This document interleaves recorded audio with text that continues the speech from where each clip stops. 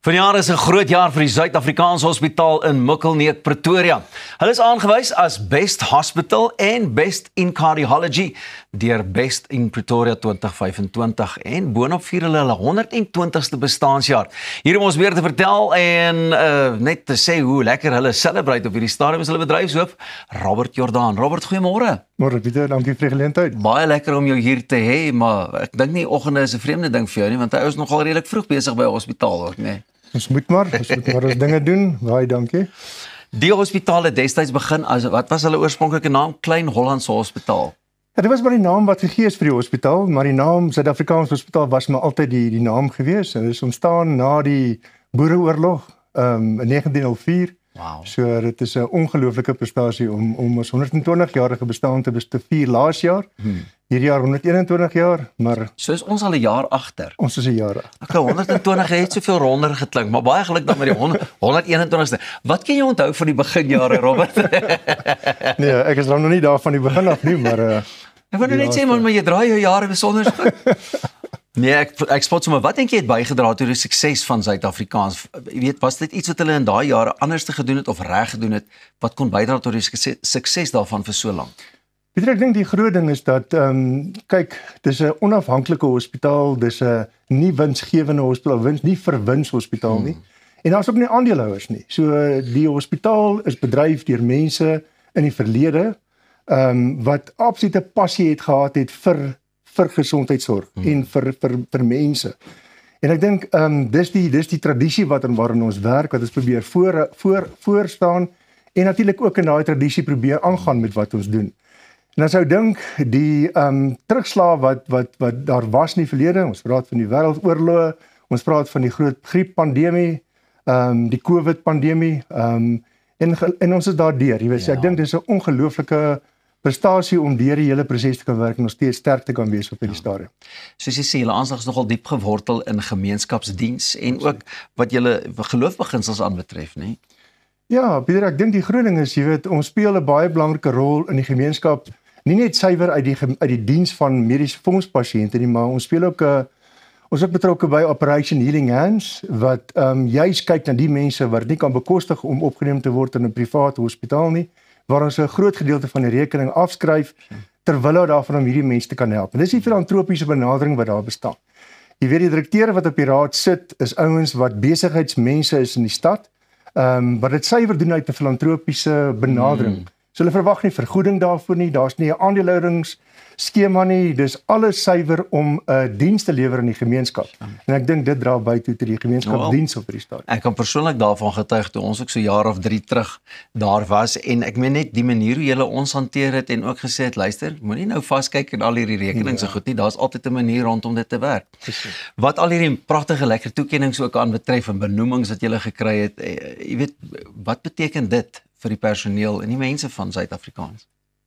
Pieter, ons uitkyk is dat ons personeel is ons kernbesigheid. En jy weet, ons probeer hulle erkenning gee vir wat hulle doen. Maak geen fout nie dat ou werk met mense en 'n ou moet die beste uit hulle kry. Ons sê altyd dat as 'n ou nie in sy hart gelukkig is nie, kan ek nie verwag hy moet beter lewer vir die pasiënte nie. Dis nie 'n is 'n ondankbare werk om verpleging te doen in die sin van dat 'n ou doen dinge wat nie gewoonlik met mense gedoen word nie. Pasiënte is bang, pasiënte is ongemaklik, jy weet, en om die personeel op hulle gemak te kry en ten volle te kan uitlewer, is 'n groot uitdaging, maar ek dink in 'n mate kry ons dit reg om juist daai dienste kan lewer.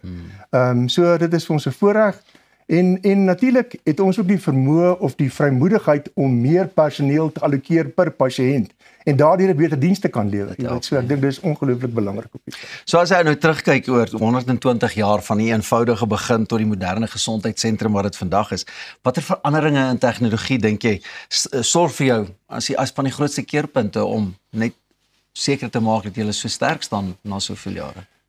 Kyk, een van ons kern beginsels en visie van die hospitaal is om tegnologie te gebruik om die beste moontlike uitkoms vir pasiënte te kan lewer.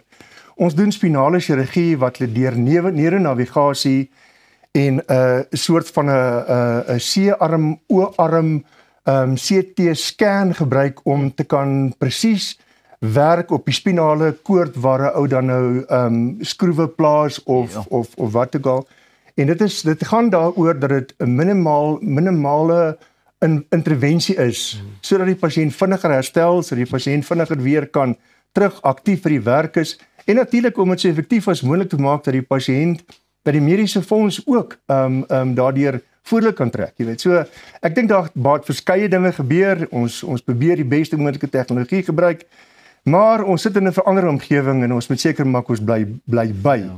En daarom is dit vir ons belangrik om ingelig te bly en te sien waarheen gaan die dinge en dit is duidelik dat die wêreld onder ons besig is om te beweeg. Ja, hy loop AI en die goed speel 'n groot rol en natuurlik moet ons daarbey bly. Kom ons kom vinnig by die argitektuur. Ek meen die gebou is maar net een van die mees merkwaardigste geboue in Suid-Afrika en deel van Pretoria se identiteit. So hoe gaan julle ook te werk om ek weet 'n ou moet byhou met die moderne, maar julle doen nogal baie ook om daai tipe van ding te behou, die geskiedenis rondom die argitektuur. Ja, ek dink dis 'n baie belangrike aspek. Kyk, die gebou waar ons nou tans is in 1936 het ons daar ingetrek. Dit was toe 'n kleiner gedeelte wat nou groter geword het afloop tyd. En die groot uitdaging is om seker te maak trou die ou en die nuwe met mekaar, jy weet, om daai autentiek van die hospitaal te behou, maar ook seker te maak dat dit 'n moderne aanslag het dan. So die vraag is, wat maak ons met die geld wat ons maak in die hospitaal, want daar is toch geld wat gemaak word, dit word teruggeploeg in ons personeel, natuurlik in toerusting en dan die geboue. Daar's 'n konstante vernuwing en 'n verbetering om seker te maak dat ons vars bly, netjies bly en daai eerste indruk is vir ons ongelooflik belangrik. En ek dink dit speel ook 'n belangrike rol om die pasiënte gemaklik te laat voel as hulle in die hospitaal inkom. Jy weet, as die plek netjies lyk, dan weet hulle sal mooi na my kyk ook. Jy weet, so dis maar. So as dan nou ooit vir my 'n lêplekkie nodig is in die hospitaal, ek soek net een van daai lekker stoepkamers wat so uitkyk op die mooi groen gras en die dinge. Pieter, ja nee, ek dink die tuine speel vir ons 'n ongelooflike belangrike rol, want daar's 'n teorie daaroor dat as die tuine netjies is en die mense voel goed oor wat hulle sien, dan voel hulle ook goed en dan word hulle vinniger gesond. So 100%. ons het stoepe wat baie uniek is in die hospitaal en ons probeer die tuine so netjies as moontlik hou, want ek dink daar's waarde in die netheid van die tuine ook, jy weet. So enige tyd jy is altyd welkom. Baie dankie. Nie noodwendig omdat ek siek gaan wees nie, maar ek gaan dan net 'n bietjie kom kuier. Robert, baie dankie en weer eens baie geluk. Suid-Afrikaanse 121ste bestaanjaar. Moenie weggaan nie. Ons kuier net hierna verder en bespreek onder andere ook jou geldsaake.